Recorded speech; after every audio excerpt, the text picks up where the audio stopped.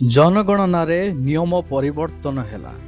जदि एपर्यंत आपण माने जनगणनारे सामिल है नांती किंबा अधिकारी माने आपणको घर को आसी नांती ताहले एही भिडियोटी आपण मानको पाए बहुत गुरुत्वपूर्ण रहिछि। जो परिवार एपर्यंत जनगणना करि नांती ताहले एही भिडियोटी आपण माने संपूर्ण देखि नियंतु।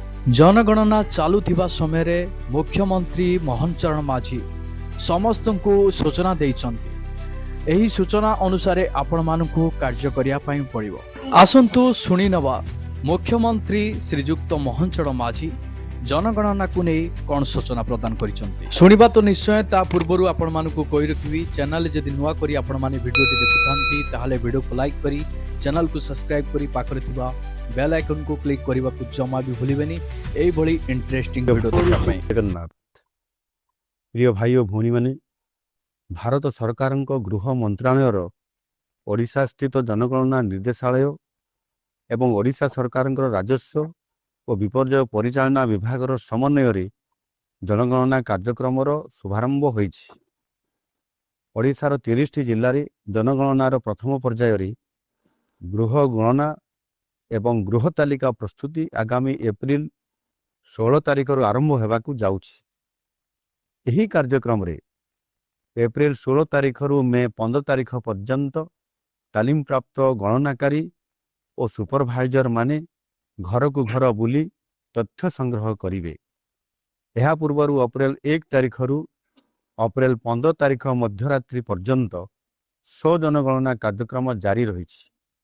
एथिरे सेल्फ एनुमरेशन पोर्टाल https://ac.census.gov.in माध्यम जनसाधारण निजर तथ्य निजे प्रदान करुछंती।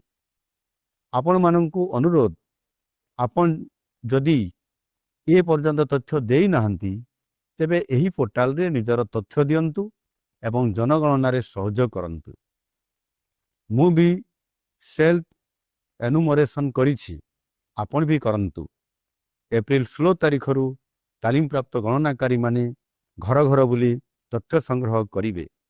एही तथ्य आम राज्य तथा देशर योजना प्रणयन और कार्यान्वयन सकाशे अत्यंत गुरुत्वपूर्ण।